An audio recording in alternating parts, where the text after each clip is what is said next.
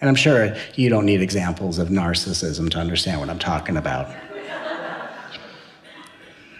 Half of you in the room, if you look at your ex-partners, I'm sure you might think, I think I know a narcissist. Because it seems like the sitcom that God likes to watch is, let's take a narcissist and an energetically sensitive soul and let's have a little comedy. Funny to watch from afar, not to live out. Narcissistic tendencies tend to be the people who, in your experience, may have hurt you or neglected you.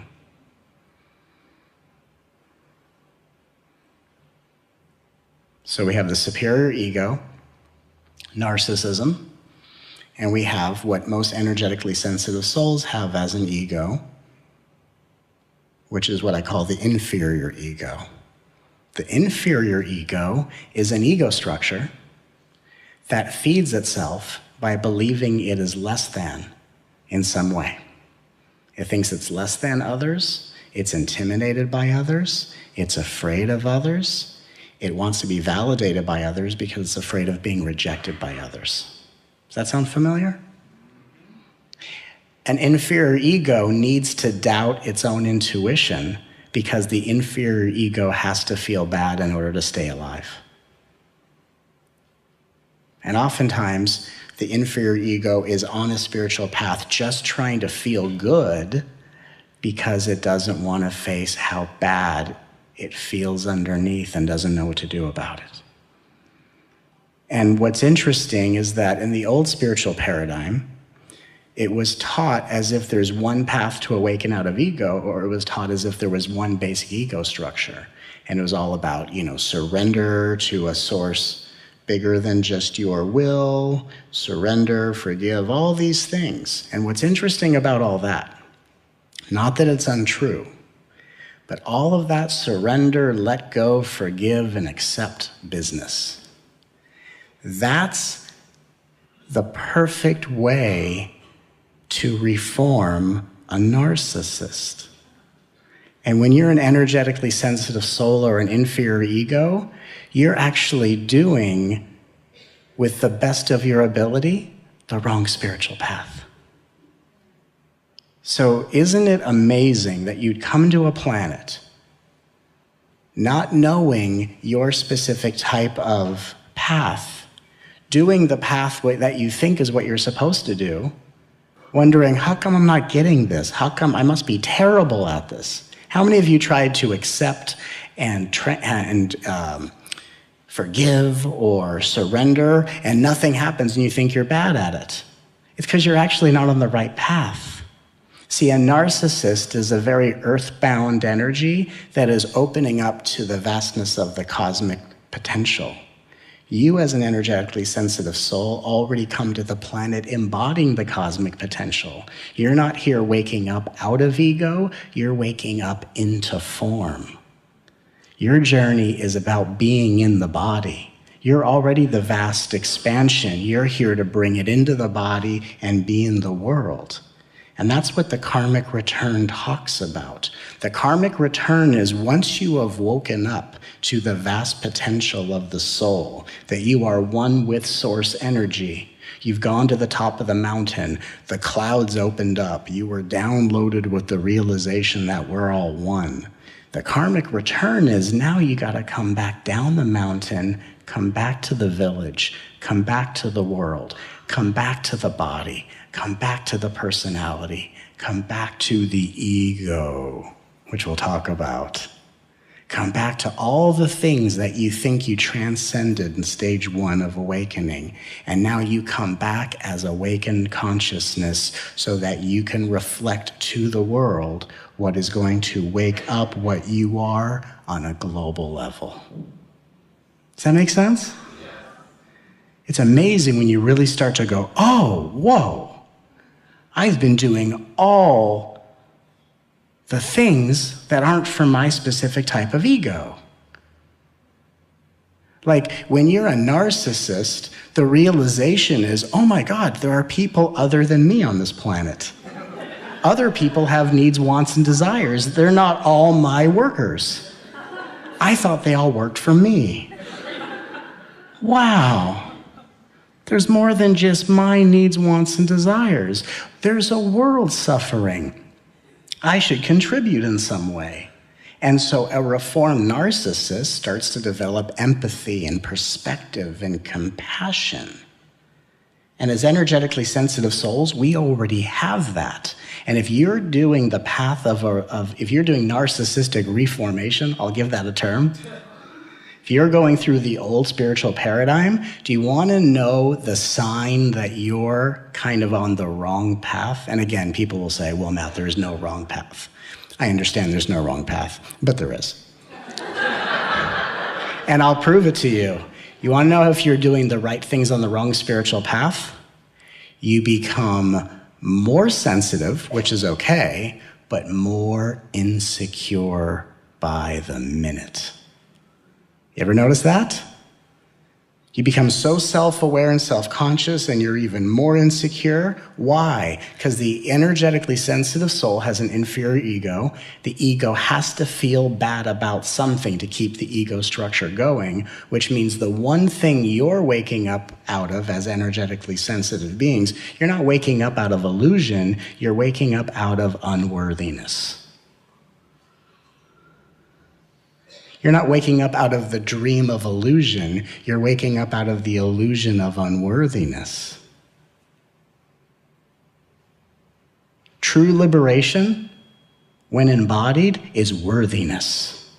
Worthiness to receive, worthiness to be pleased, worthiness to be abundant, worthiness to be powerful, worthiness to matter. And if you go by the old teachings, you'll hear that and go, ooh, that sounds like ego. Oh, that sounds like ego. And you think you're going back into ego and going back into Maya or illusion. And it's not the way it is.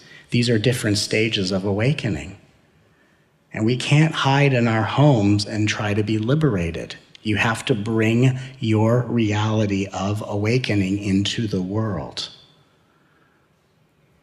So as part of the karmic return, I want to explain to you the path of an energetically sensitive awakening soul. We are the commandos of the love revolution. You are requested in heaven to participate in the awakening of this planet. And as beings, as souls, who in heaven had already gone through the first stage of awakening. The first stage of awakening is the awakening of the mind. A lot of the old paradigm, especially some of the really non-dual teachings, which are beneficial and wonderful, and it's amazing how teachings that try to talk about there is no mind become so mental. Real weird. Real weird. There is no mind. First of all, let's just have a little conversation about this. Everything is source energy. To say there is no mind is to attempt to point one to the fact that the mind is a manifestation of source energy. If there is source energy, there is a mind, because the mind is what source energy is experiencing itself as. But to say there's no mind because there's only source is like a half-baked awakening. It's like half of your mind is awake. It's like looking around saying there is no world. Well, not really. There is source energy, and source energy is masquerading as a world. So if there is source, there is a world. If there is source, there is a world. If there's no source, there's no world. So to say no world means no source. There's always source. Therefore, there is mind. And all that matters is your mind awake or not?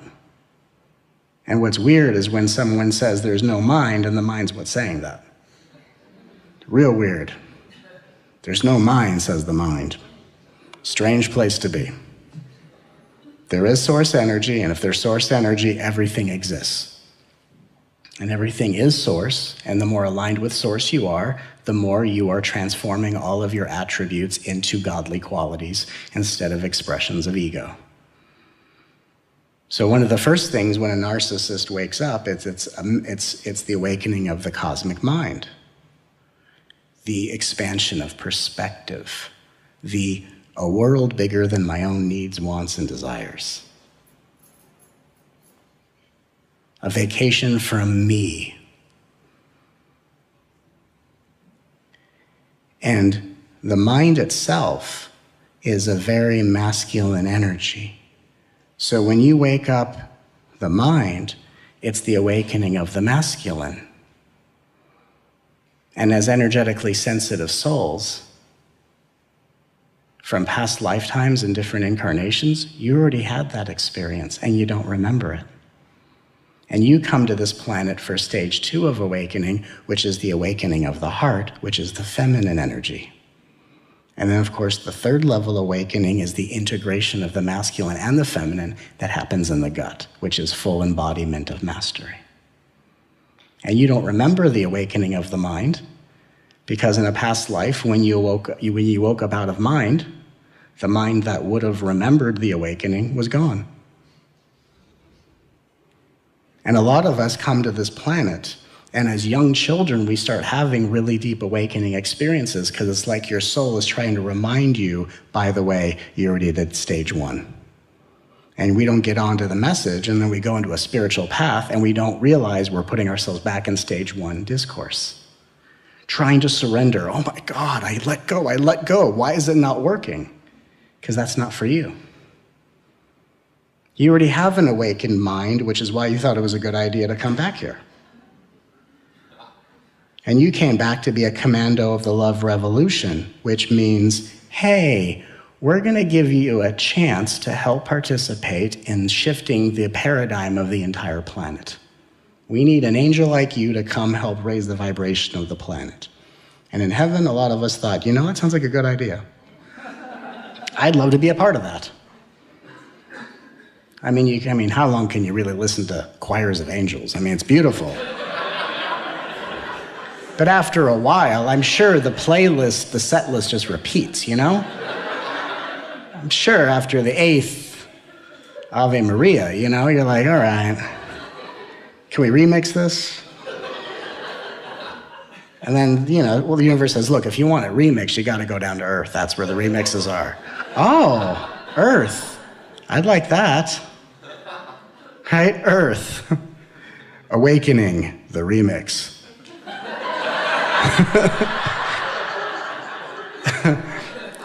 And you're informed that you have an opportunity to participate in the awakening of consciousness. And before you can wake up consciousness, you have to kind of have a taste of where the collective energy's at. So you're parachuted from heaven into these microcosmic pods where you get to know the collective, energy and mentality you're going to shift. And you parachute into these pods called families, where you get to be raised by interesting characters, fascinating beings. In some cases, wild animals.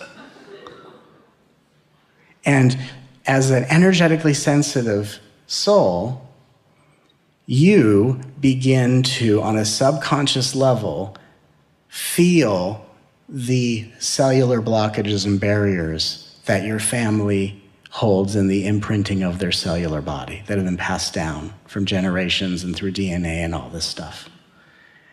And you feel blockages and barriers to people's heart chakras. And so subconsciously, we start to ask, subconsciously, what can I do to feel connected to them? Because we come from heaven where we're always connected to source. We come into this fun little fantasy and go, I don't feel connected. What do I need to do? And we subconsciously start to have this belief that says, in order to be better liked by them, I have to be more like them. And we start replicating their cellular imprinting into our cellular body. And we call that process conditioning. And then we start matching their vibration, thinking if I can be more like them, I'll be better liked by them. And then we match their level of unworthiness, and whatever love they can give us, we can't really receive because now we're unworthy.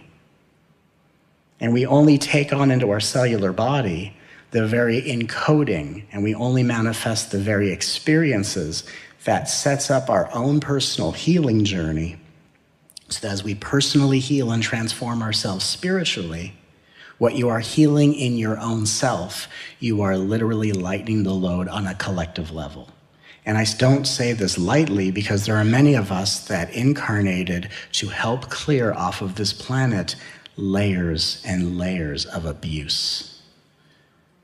And we help to lighten abuse and eradicate it off of the face of the planet by surviving our own abuse. And as we survive our own abuse, and I do not use these words lightly, and I don't say this as a joke because it's very serious, we take on a journey as victims of abuse. We survive each abuse to show us that no form of abuse had the power to destroy us. And then the healing journey that takes us from victim to victory is literally our contribution to lightening out of our body what is lifting layers and imprints off of the collective for the benefit of those that are too frozen in darkness or fear to be able to face themselves and heal. So everything that is of your personal healing journey, you inherited as your contribution for the planet. And again, that's why as souls, you already went through stage 1 of awakening the mind. Your mind was already liberated, which is why you agreed to come down and do something so extraordinarily selfless. And yet we come back, we now have inferior egos, and the inferior ego that doesn't remember stage 1 of awakening says, who would do this? Why would I come here and do this? Because it doesn't make any sense. But from the mind of liberation, things don't have to make sense. This isn't about logic. I'm not saying logical things. Nothing about this world's logical. Have you noticed? Have you flipped the TV on a little bit? Have you checked out what's going on?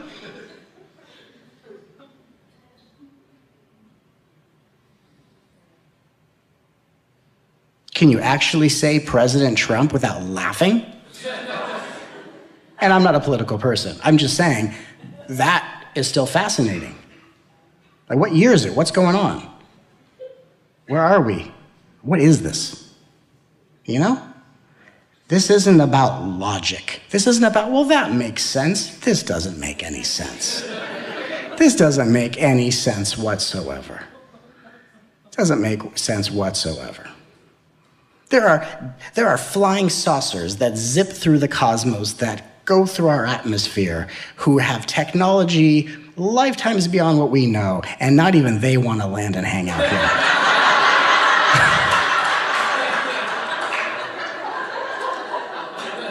They talk telepathically. They want something to happen, they just go bzz, and it just materializes. And they come into our atmosphere and they're like, hell no. U-turn out of here. This is the gangster planet.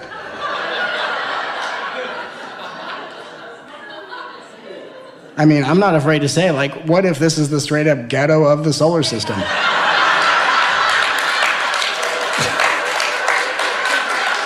Ghetto. Flying saucer lands, someone's on like a little bike going, yo, you better get the hell out of here. You better get out of here. This ain't for you. This ain't for you. Ain't for you.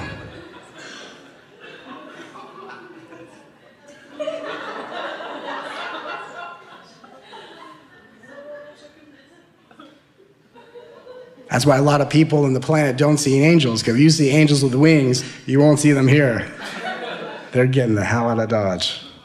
But this is where we come as souls to really grasp and really embody, experience the grittiness and the gravity of reality. This is where we come not to try to transcend, because that's just trying to escape.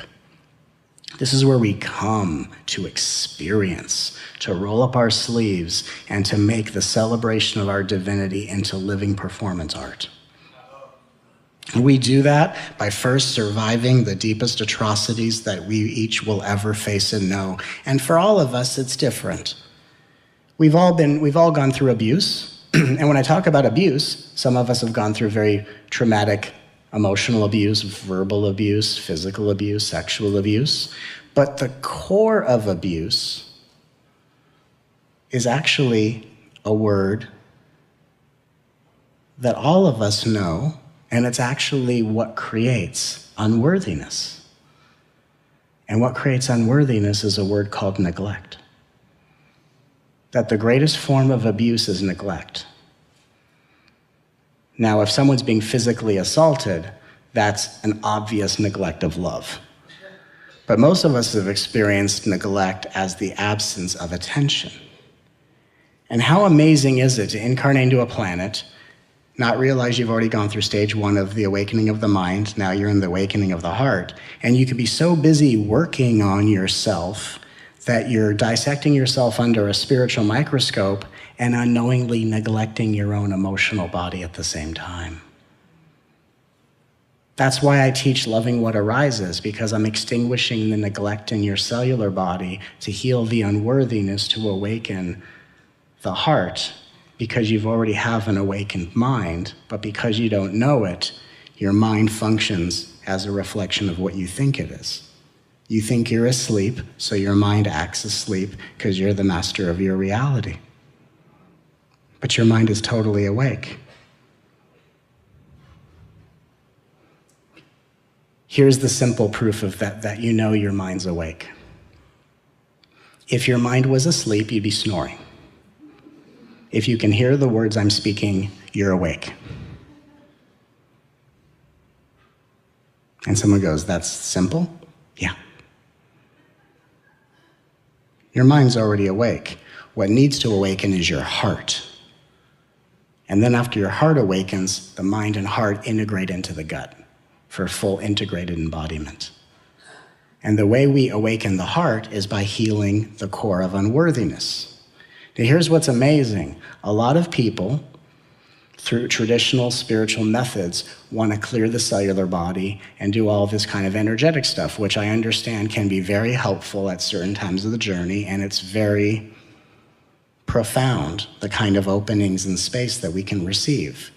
But if all of the healing in your body is coming from neglect, and neglect is what we heal to shift unworthiness into worthiness, if we just focus on that core, once we resolve neglect by helping you awaken out of unworthiness, everything in your cellular body transmutes and dumps automatically. So you don't have to micromanage your energy field. You don't try to walk around balancing your chakras. We just have to address unworthiness by taking all of the memories of neglect, pain, abandonment, suffering, cruelty, pain, frustration, boredom, whatever combination, and we become the ones that offer attention, loving attention and support to the one that only remembers pain and neglect and rejection. In other words, loving what arises. And as we love the parts of ourselves that are the imprints of the conditioning we've absorbed from our family, we are starting to transmute that cellular debris from our family, which is also lightening the load of the cellular debris of our cosmic family called the world.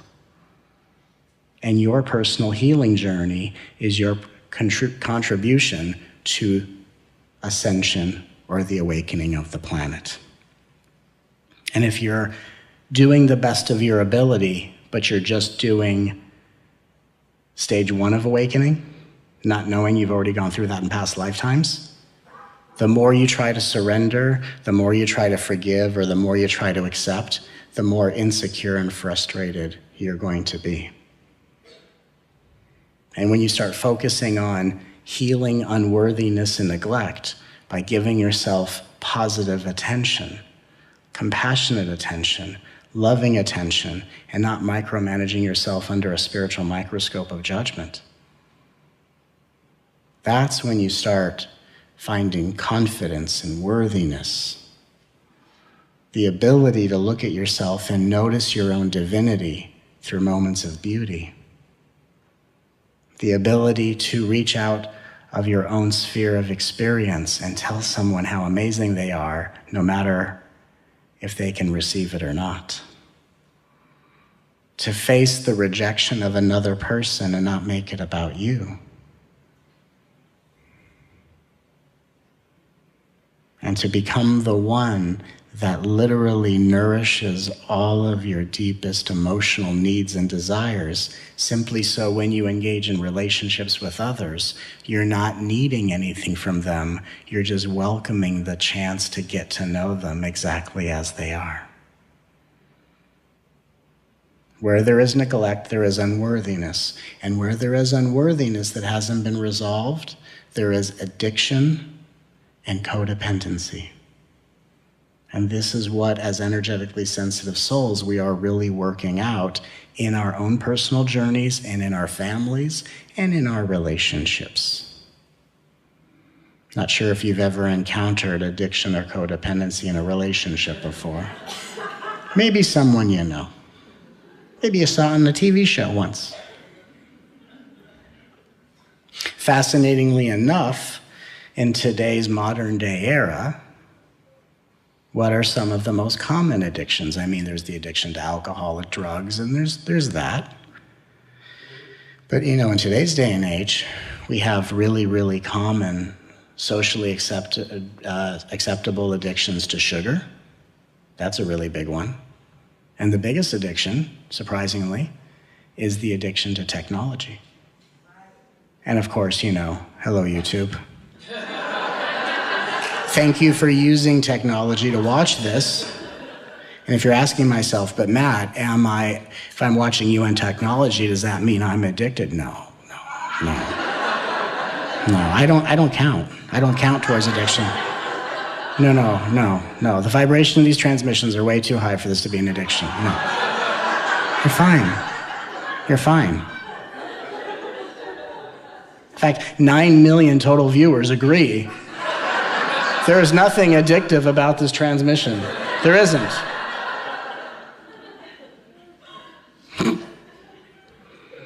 And technology's fine, because technology is a way of connecting with the unity consciousness of the entire collective. But it's just a matter of how you're using it. Are you on social media all day? Is it what you use to distract yourself? Are you on your phone more than you're with the people you're having dinner with? And admittingly, parents have children, often more than one. Having children and being a parent is a very difficult job. I'm not necessarily a parent. I've had them. I've been a child. I can recall. And sometimes giving a child technology to keep them distracted for a parent gives them a little bit of a break. At the same time, what it starts to really set up energetically is a dependency on the technology and on the constant need to be stimulated by flashing pictures and things moving too quickly, and I always need something new. And really what it is entraining your brain to the vibration of the technology, or the vibration of, let's say, the computer or the television. And it literally creates almost like an opiate-like addiction. And it's not uncommon to have studies where one who is addicted to technology has the same brain chemistry as someone who's addicted to heroin, because it's an opiate. And so it's wonderful to have technology and this ability to transmit these teachings through technology, but in this day and age, as energetically sensitive beings, we just have to make sure that technology is something we can access in a very conscious and not so compulsive way, because it's a very serious thing.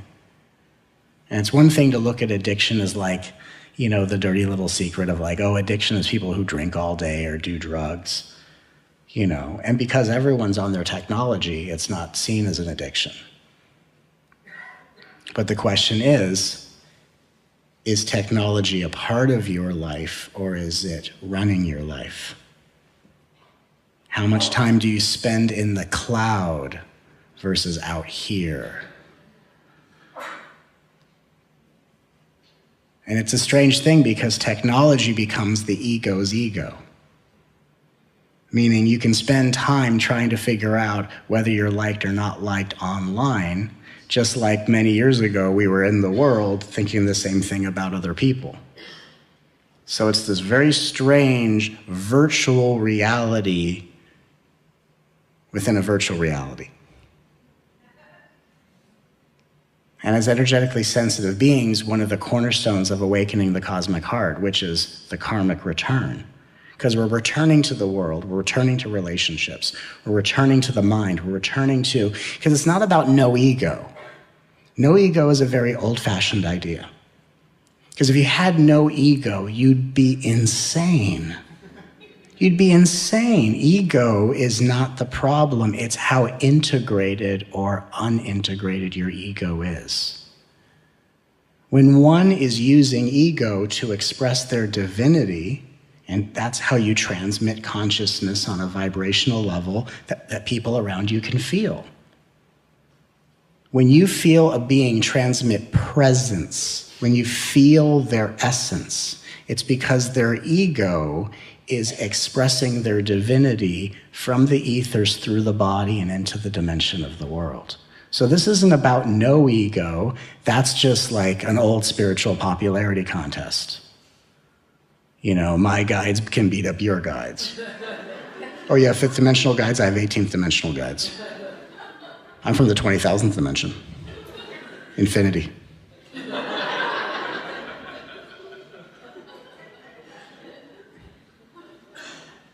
It's not about no ego. Oh, really? Oh, wow. I have no ego. Well, I have totally no ego. Well, I never had an ego in any of my past lives. I have no ego. I don't know what a past life is. Shit.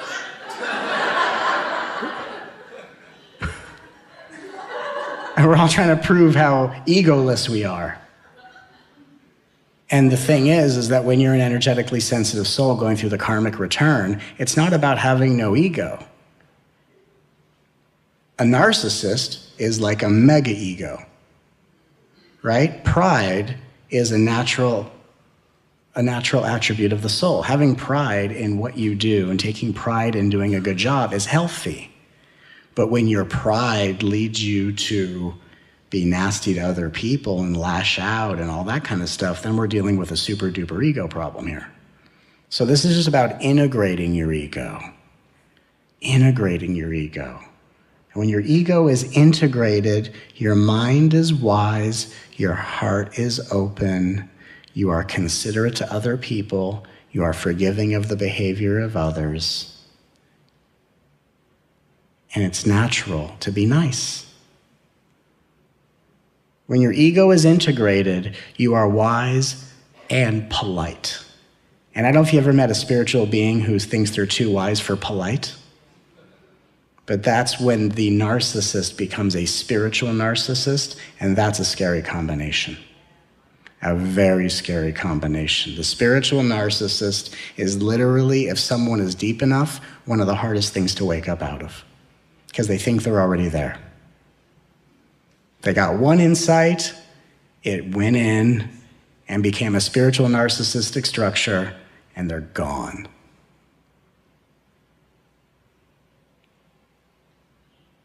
And the funny thing is as energetically sensitive souls, you are totally open and receptive to growing and expanding and always knowing that the teachings will take you to higher levels, and whatever was true one day will be totally different the next day. But because we all come from this source of neglect and inferiority, you're the first one to stop and consider, I think I'm a narcissist. Narcissists don't know they're narcissists. And the people that are freaked out and worried that they're narcissists are never narcissists. Here's a rule of thumb for the energetically sensitive souls of the world. If you've ever asked yourself or worried if you're a narcissist, you're not. Narcissists don't worry about that. A narcissist worries about, why aren't these people serving me? Inferior egos go, I think I'm narcissistic. Nope, just insecure. Just a beautiful, mentally awake, inferior, empathic sponge, brutally insecure light of divinity. That's what we are. A rather rare breed. The most insecure angels on the front line of the love revolution. Imagine being a commando in the love revolution on the front lines of this energetic war, just going, I am the worst ever. I'm the worst. I think I might have some darkness inside of me. No, you're just an insecure commando in the love revolution doing a few tours in the ghetto of the gangster planet.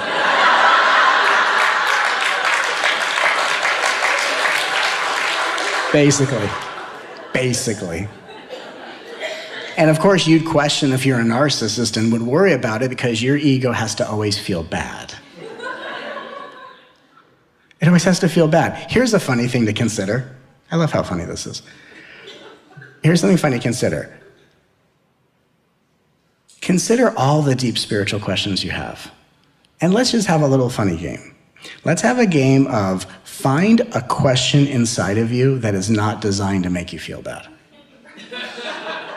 Can you actually find one? When will I wake up? The question's just going to make you feel bad. I'm not further along. That's designed to make you feel bad. Why did this happen to me? That's designed to make you feel bad. What question do you have that's not designed, even in the consideration, to make you feel bad? How come I don't have more of my spiritual gifts designed to make you feel bad? When's the world going to ascend? Oh, using the world to feel bad. I'm okay, but the world is suffering. Oh, feeling bad about others. And I'm not saying don't be sensitive to the pain of the world, but you're the resolver of the pain by transforming yourself. And when you start looking at the world and looking away from your own personal journey, you're no longer contributing to the world. Now you're just getting lost in the pain of the world. You don't need to be inundated by the pain of the world because you already came to resolve it. We just have to resolve this by awakening the heart and completing the cosmic return, which is it's okay to be in body, it's okay to have a mind, it's okay to have an ego. We're just integrating this by healing neglect and transforming the source of inferiority and insecurity and unworthiness by giving ourselves the loving attention that we deserve and desire.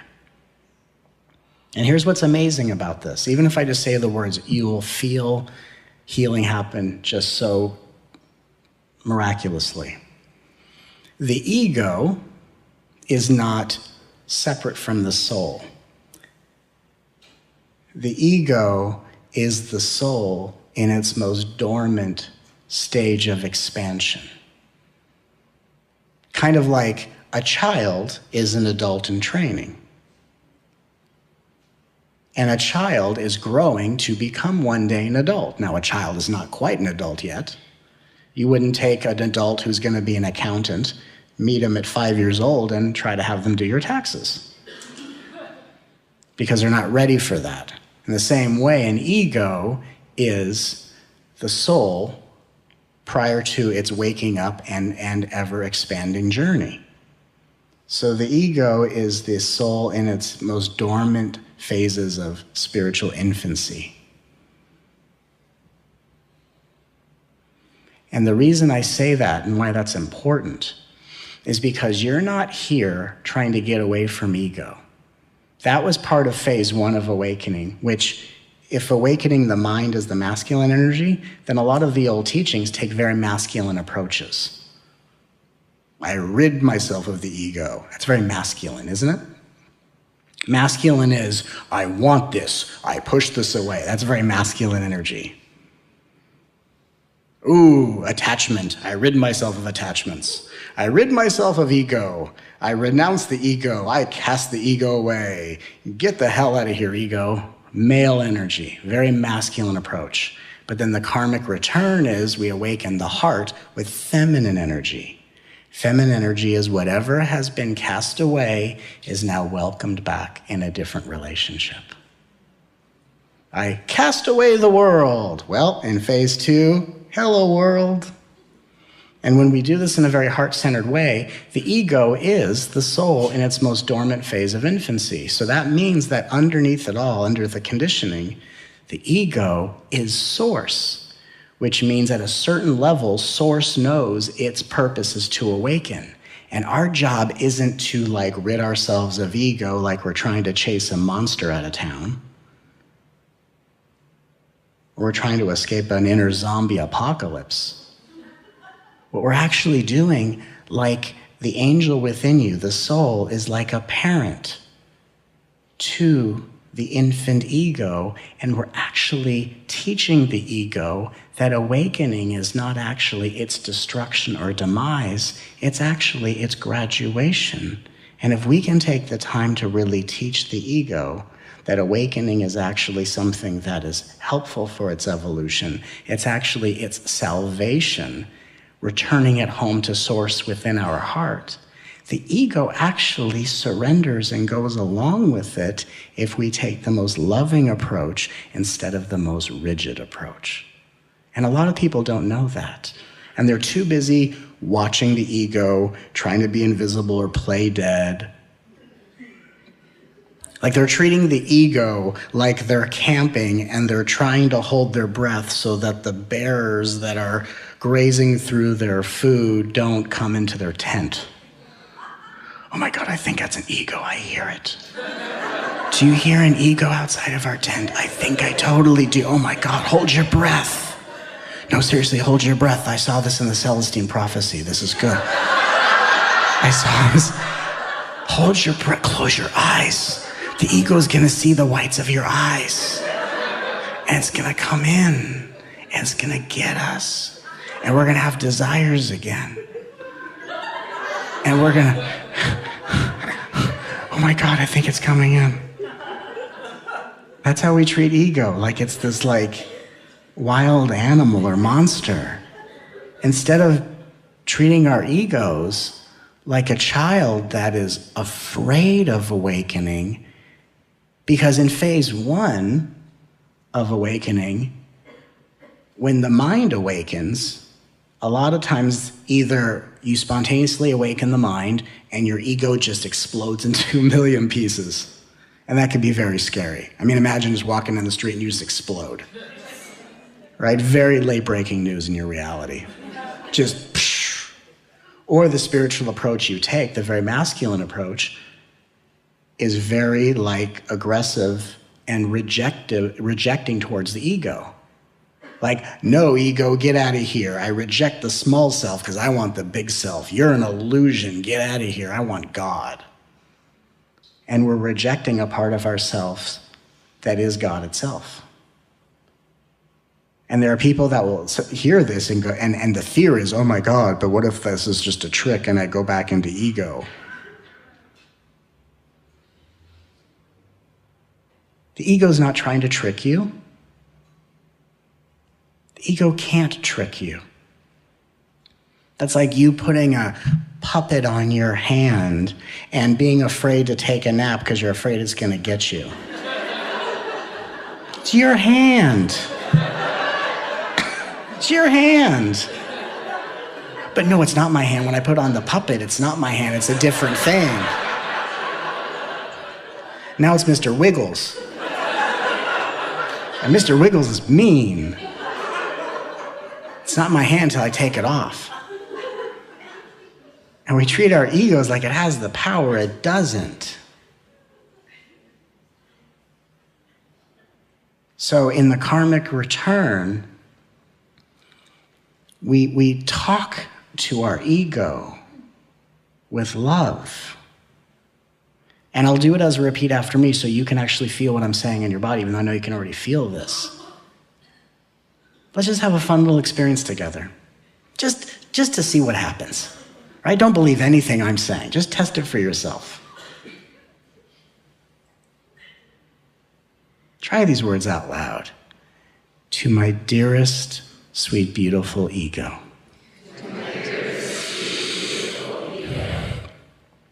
I am sorry if in past experiences of awakening, I took a very masculine approach with you, condemned you, cast you away, and ran away from you. And I'm sorry if based on the conditioning of your family,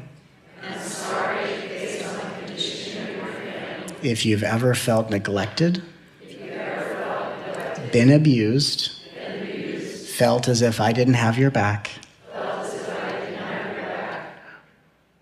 wasn't protected by me, or made to feel unworthy, based on the others you empathed and matched. But I just want you to know that as I fulfill the karmic return and awaken the heart of the divine feminine to temper and balance the heavenly masculine, that our relationship's going to change. That I'm not here to force you to awaken. I'm just going to teach you about awakening and hold your hand through the entire process. That awakening isn't your death or demise. No matter what those scary spiritual people say. Awakening is actually your graduation. That even though you're like a child within my adult body, you've been living as my guardian, protector, and interpreter. And you've always needed to feel bad. Out of the fear that you'll lose your job if I get too powerful. Or you won't have a purpose anymore. But awakening is not taking away your job. It's your graduation. That you are such a good guardian, protector, and interpreter that you guided me all this way where I can assume my true role as your liberator. Where now you get to go home to source. A source not outside of me, but within the oneness of my divine heart space. Where we will live together as one. Without you needing to be in peril, pain, or conflict. In order to know the love that I am, that I have for you. And so if you let go, we will merge together as one. And instead of being my guardian, protector, and interpreter, you will become the receiver of my greatest joys and the transmitter of my highest wisdom. So to heal you from your pain, to resolve all codependency, addictive tendencies, unworthiness, and neglect, and victimhood. Please, ego, let go now. Dissolve into the oneness of my divine heart space. So we may live together as one. For the well-being of all. That I am now. And if you need a little more time, just to receive my unconditional love, Just to know that things are different now. You're free to do so. Stay as long as you wish. I'm only here to love you. As the source that I am, that you are now.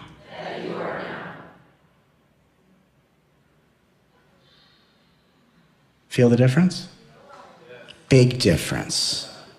Because you're not trying to get rid of your ego, you're not trying to chase away your ego, you're not fighting with your ego, you're actually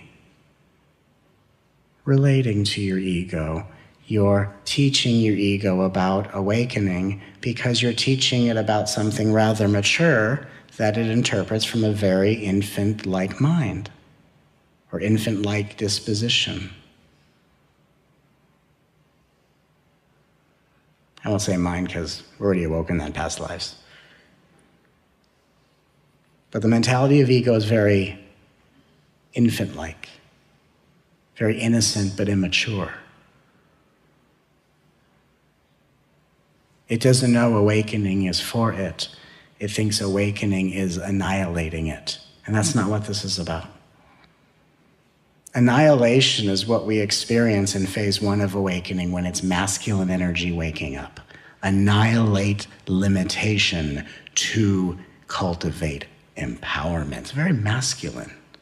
We're looking at feminine. And no matter who we are gender-wise, we have masculine and feminine energies.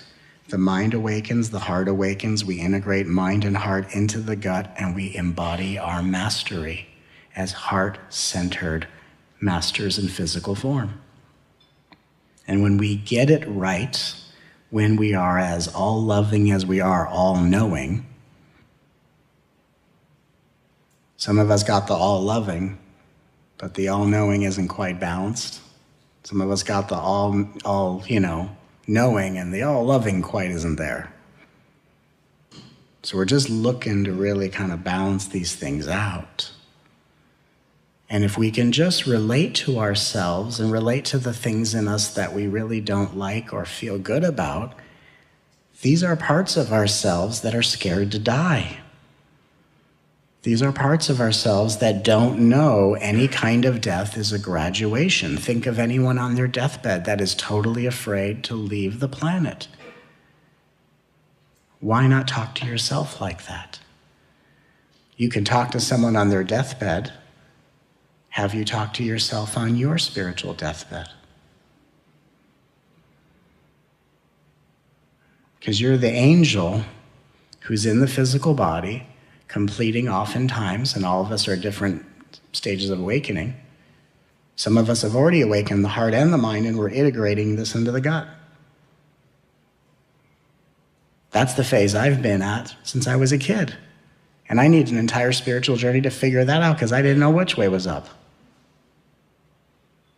And I'd learn about all these different spiritual paths, and I go, that doesn't make any sense to me because it was something I already resolved. Here's a fascinating one. There are even the energetically sensitive souls on this planet, which we call the early indigos. Some of y'all that have been on spiritual path for 50 years, who are aware of spiritual phenomenon, psychic ability. And how many of you have used the fact that you may not know how to tune into your psychic gifts and have used it as a way to feel bad about yourself, thinking there's something wrong with you? How come I don't see energy? I don't see chakras. I don't see angels. How many of you have been taking every single course trying to awaken your intuition and get these gifts to activate, and you can't figure out why you don't have access to them? I'll tell you why. It's kind of on purpose. Because the early indigos who came to this planet many years ago to anchor the energy of unity consciousness, to usher in the divine feminine, and then there were the new wave of indigos that came in to lead the charge of the love revolution and, just go for it. A lot of you, early indigos, have already had experiences of energetic awakening. The chakras, the kundalini, the psychic gifts. And the next stage above all that phenomenon is actually to have an experience of emptiness, where first you experience the presence of your spiritual gifts. Then the next highest level is to develop the no reliance or attachments to your spiritual gifts. So instead of having visions or psychic powers, you're just feeling a lot of emptiness. Emptiness is the source of all psychic phenomenon. And a lot of us in this lifetime who, instead of having all the groovy big acid trip experiences, just feel a lot of emptiness inside of us. Because one, you're actually taking this lifetime to anchor the energy of the unity consciousness and to catch up and to integrate all the past lifetime awakenings you've already had. So you're kind of using this as a little bit of a vacation, while not really vacationing and wondering where all your gifts are. But the emptiness is, first we experience the presence of something, and then the next higher stage is the absence of something. So first we experience the presence of wisdom, an aha, a realization, and then the next highest stage above that is the absence of wisdom, the no need for wisdom, which is more of like the awakened Buddha. It's one thing to receive wisdom from the universe, it's another thing to not rely on it. And how many of us have received wisdom and we're just chomping at the bit for the next biggest experience, and we're relying? So when we're in emptiness, we're actually in a stage as energetically sensitive souls where your path is going to be about learning how to love and nurture yourself through the fact that instead of having the kind of experiences you want to have, you're just steeping in emptiness, and you're learning to resolve attachments to the very gifts that make you feel connected to Source. It's actually a very high level of mastery where you are literally buffing out of your field anything you think you need to prove and convince yourself that you're still connected to Source, as if something could happen to disconnect you from Source. Anytime you think you can be disconnected to Source, it's just the reliance on a state or a reliance on an experience to prove your connection. There's actually no such thing as disconnection from Source. There is just using temporary experiences as your proof of connection, and when those temporary experiences go, you feel disconnected by comparison. So some of us, as energetically sensitive souls who are part of the early indigos, think we're like the worst spiritual students in the universe because you don't have access to your spiritual gifts, when really you're actually on a higher path of just steeping in the emptiness, which is like being the ocean instead of being in the waves trying to make it this or that. And so if you can feel into yourself and feel just a lot of emptiness, which you may be misperceiving as depression, as unworthiness, as deficiency, you're actually at a much higher level of spiritual awakening, and you just don't know it. Because the higher you go, the more simple it gets. And the more simple it gets, the less the universe is going to fill you in on what's going on. Because you're just going to get it one day. And the more loving you are to yourself, the more you get onto the nuances of the higher levels of awakening and enlightenment. And at the highest level, no insight is the highest insight. Because no insight means nothing distracts you. Nothing for you to hold on to. Nothing for you to covet, to defend against those who disagree. Doesn't create conflict. No experience is the most integrated experience.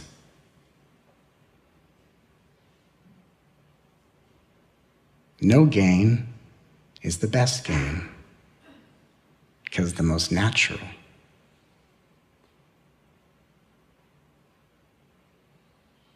So we get to know emptiness while loving what arises, allowing a mind that's already awake, that becomes much more silent and clear the more you acknowledge it already is, and a heart that opens to worthiness and safety when you start teaching your ego and parenting your ego and guiding your ego instead of trying to escape your ego or force your ego or submit your ego. And if you can just feel into your body as you're hearing what I'm offering, it's all the proof you need to know to understand what is for you.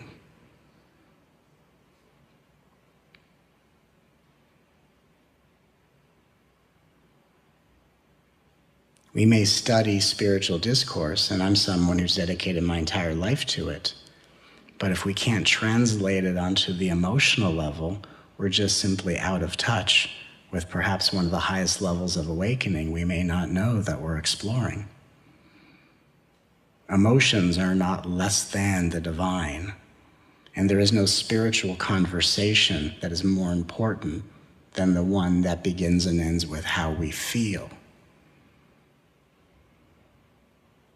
There is no story to get out of, because your life is an epic saga that you crafted in the realms of transcendence, that you came to act out. And a being only hides in a story because they're dealing with the pain of neglect and the plight of unworthiness, and telling someone to get out of a story is just a very masculine way of shutting someone down, not helpful.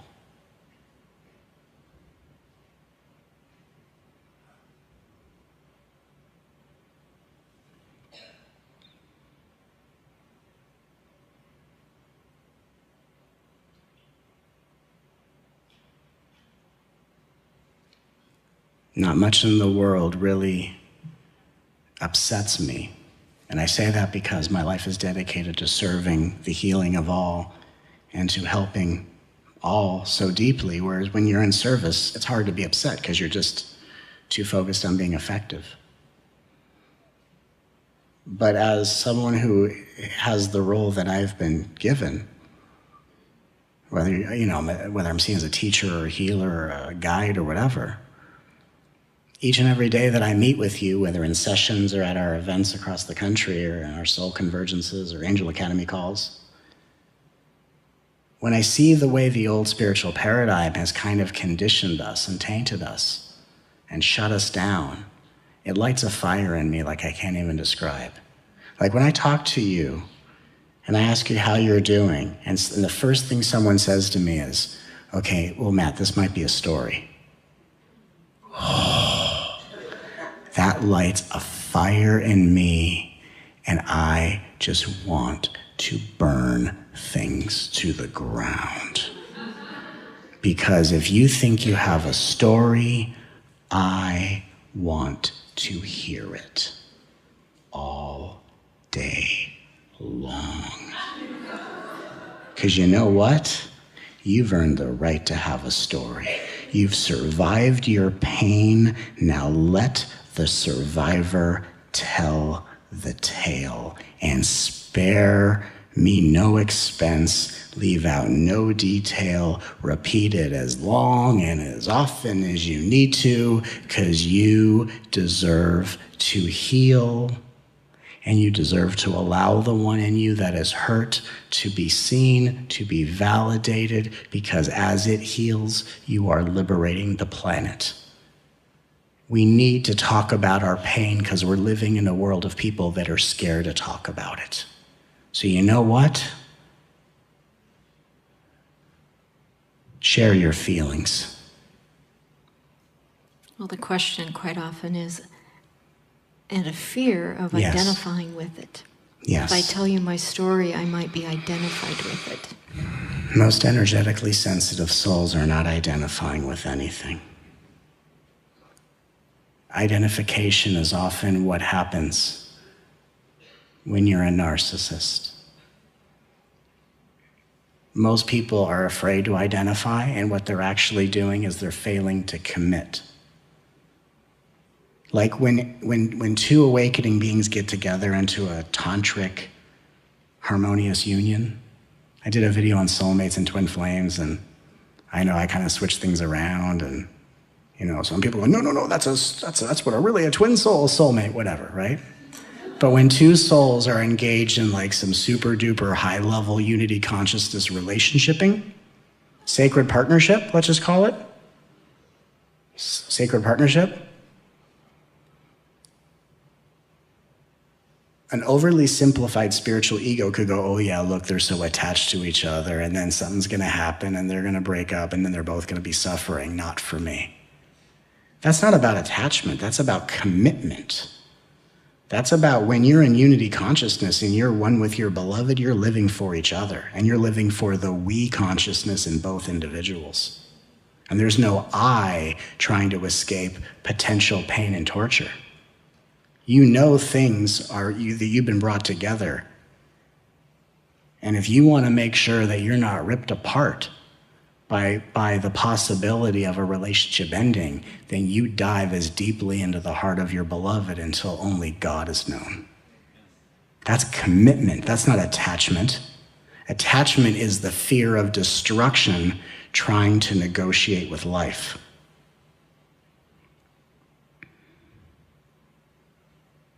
Fear of attachment is just unworthiness being cowardly. You commit. You want to know why spiritual practices work? When you commit to them. What's the best spiritual practice? Whatever the hell you commit to. I don't care whether you or yodel. If you commit to it, you will benefit from it. When does a spiritual practice stop being beneficial? When you stop committing to it. The commitment is the only thing that gives you the gift. When will a relationship give you the greatest gift? When you fully commit to it. And there are times when you're committing in a relationship and the other person isn't. Well, that's not going to work out. But when you're in a relationship where you're committing and someone else is committing equally and you both dive into each other's hearts, that's when you find truth. Truth is about commitment. Commitment to the moment, commitment to this moment, to committing to not even just taking in your breath, but devouring the breath and letting this moment devour you completely. That's commitment. God, you brought me here, have your way with me. Have your way with me. Someone wants a moment of your time? Can I have a moment of your time? Hell yes, you can have a moment of my time. You can have a moment of my time all over the place. Yeah, you can.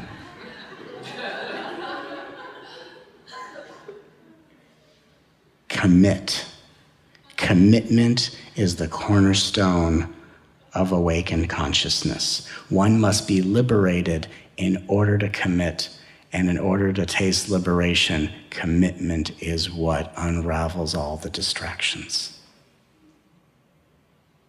Someone once asked me, Matt, what am I really here to do? What's my life purpose? And I said, it doesn't matter, because it's just a path of commitment.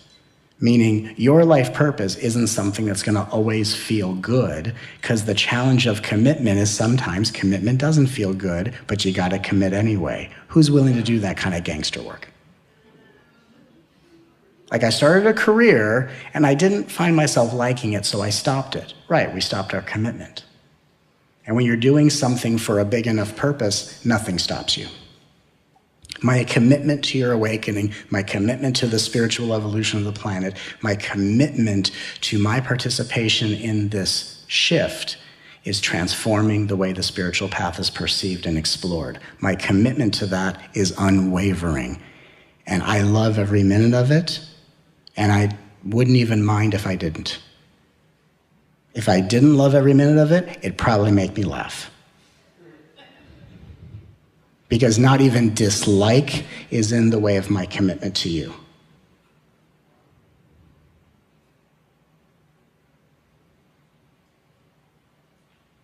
That's how committed I am. And part of my transmission and part of what my living teaching is the teaching of commitment. If you're in a relationship, commit to it. If you're over a relationship, commit to that. Right? If you're in a relationship, commit to the relationship. If you're over the relationship, commit to it ending. If you have a spiritual practice, commit to it. If loving yourself is your practice, awesome. Commit to it. Don't wait until you feel terrible and bring it out like a spiritual fire extinguisher. Love yourself relentlessly. Don't just wait to feel crappy. Oh, I feel really bad. I should love myself now. No, you should love yourself all the time. Loving yourself only when you feel crappy is like waiting to only water your plants when they start to die.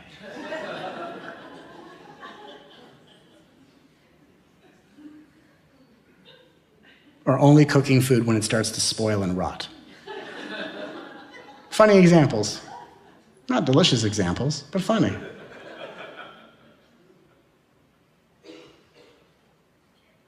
Oh, I only feed my baby when it screams. Not in the beginning of the scream. I have to get to a really deep scream. Then I go, okay, fine, I'll feed you. Jeez, quit being a baby about it.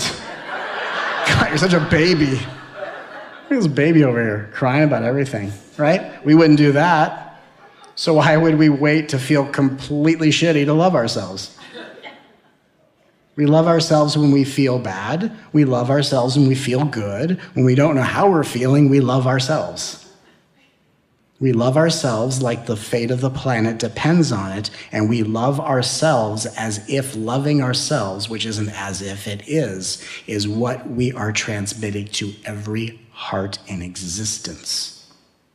We love ourselves so deeply that one in the middle of being hurt, abused, and victimized interrupts the pain and torture they're going through, and the person who is unconsciously projecting their unprocessed pain onto a victim stops and wakes up to the truth of reality and starts looking at their pain instead of projecting onto others. Love yourself so deeply that any problem you have with the world reverses itself karmically by you becoming the most loving being in existence. Love yourself so deeply that countries that are impoverished start to grow food for their people. That people that are imprisoned are given asylum and set free. That people that are displaced from their homes find their way back to where they belong. Love yourself so deeply that there is no way for you to forget the divinity of all and to allow the kingdom of heaven to be revealed instead of invisible to a planet filled with pain. Love yourself relentlessly. And when you start to love yourself that deeply that you kind of start to think you're kind of going a little crazy, that's when you're starting to cross the threshold into true heartfelt sanity. How deep are you willing to take this? Ready to get a little crazy? Because I sure as hell am. We've only just begun. This isn't just about putting your hand in your heart. I love you, that's nice, okay. No. That's just the introduction. That's just the howdy do.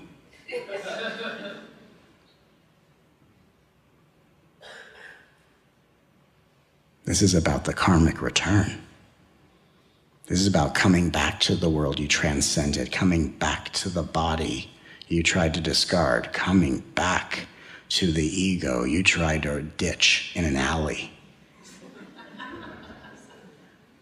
And this is bringing all of your godliness back into the world so that the beings of this planet can remember the light of their true self that they see shining in your almighty presence.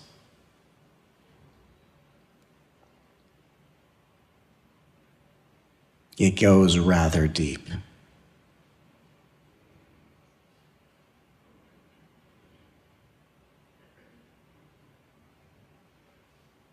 Your journey up to this point has been pretty intense. Isn't it time it becomes rather powerful? I think so.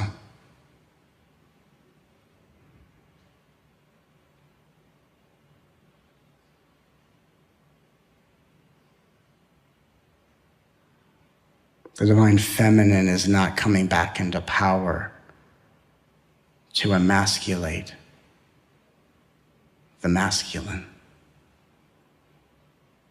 The divine feminine is coming back to transform the masculine,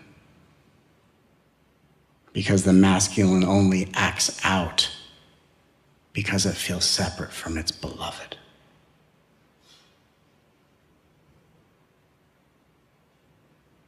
The masculine never, on the deepest level, intended to hurt and suppress the feminine.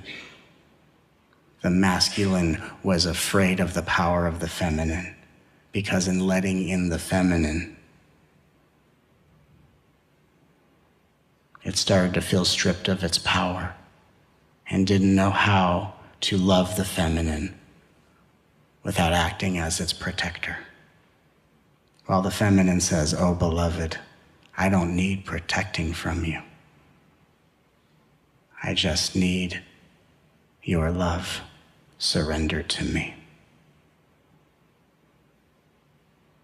And as a self-fulfilling prophecy, the masculine, over a period of time, began lashing out unconsciously towards the feminine, afraid of the very power that it didn't know how to surrender to, becoming the very villain that it subconsciously then tried to protect the feminine from. Suppressing the feminine till the time for the feminine power to rise back in balance, not to imprison the masculine, not to do to the masculine what the masculine did to the feminine, but to transform the masculine by bringing back to the masculine its true beloved. This is not a war, this is a love affair. And as we will see, and as I will have always stated, love always wins. Love always gets the final say.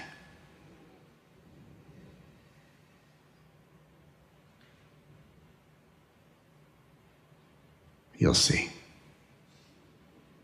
We're all gonna see. And we're all gonna be the reason why it's seen.